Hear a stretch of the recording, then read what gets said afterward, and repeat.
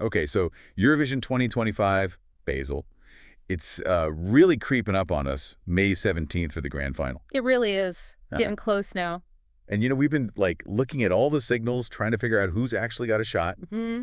So this deep dive, it's all about the betting odds right now. We're pulling from the bookies, rehearsal buzz, that kind of thing. Yeah, trying to get a snapshot of where things stand, who's looking good, and maybe why they're looking good at this stage. Exactly. The mission, if you will, is to just unpack what these odds might be telling us now before the semis even happen. A fascinating starting point, definitely. These early odds, they capture that initial gut reaction, don't they? Right. Okay, let's start at the top then.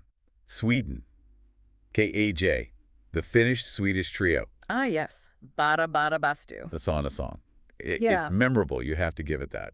Why are the bookies putting them out front? Well, I think it's exactly that, the memorability. It's got humor. It's incredibly catchy. Eurovision loves a song that gets stuck in your head instantly. True. Earworm potential is high. Very high. And the odds just surged because people are talking about it. It's capturing the imagination. Makes sense. But Austria is not far behind. JJ. Johannes Peach. Wasted Love. Operatic pop. Yeah, a very different vibe. Totally different. And their odds have shortened quite a bit. What's driving that confidence? Is it the rehearsals? It seems like it. The word is that his vocal performance is, well, pretty stunning. That kind of power and drama. It often translates really well on the big stage. The odds tightening suggests people are seeing that potential. Okay. Then there's France, Louane, Maman. Not leading the odds, but there's serious buzz about the emotion. That one feels different. How crucial is that, emotional punch in this contest? Can it overcome, say, pure catchiness? Oh, absolutely. Emotion can be a massive factor. Catchiness gets you noticed, but a performance that really connects, that feels authentic, Yeah. that can sway both the juries and the public vote in a big way. Right. So France is definitely one to watch, even if the odds aren't number one. I'd say so. That deep connection counts for a lot. And Israel, Yuval Raphael, New Day will rise. Seen some upward movement there, too. Yeah, momentum seems to be building. It's often down to a combination of things, maybe a compelling stage presence coming through in rehearsals, plus that uplifting message. Hopeful themes often do well, don't they? They can, yeah. Especially if delivered convincingly. Looks like you might be doing just that. Okay, moving on. The Netherlands. Claude, c'est la vie. People are calling it radio-friendly.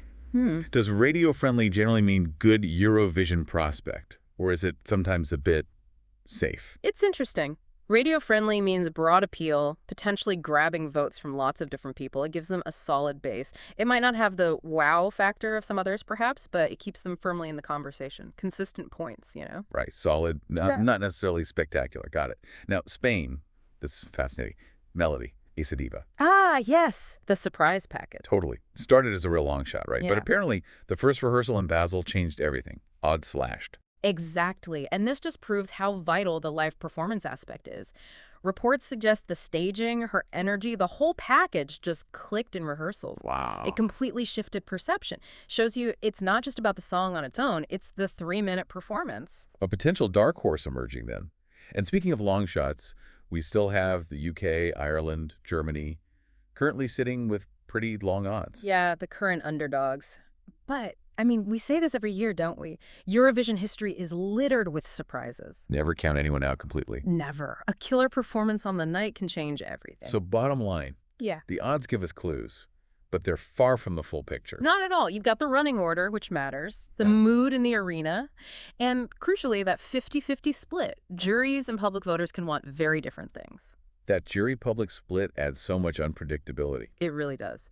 Makes predicting the final outcome notoriously tricky. And things can still change, right? We've got the semifinals coming up May 13th and 15th. Oh, definitely. Performances in the semis, qualification buzz, that can all shift the odds again before the grand final on the 17th. Still quite fluid. So, wrapping this up for now, the main takeaway. Well, Sweden's out front, according to the markets today. But Austria's strong, France has that emotional pull, Israel's rising, and Spain's just shown how quickly things can change with a great rehearsal. It's definitely not a done deal. Not by a long shot. So here's something for you to chew on as we head towards the final weeks.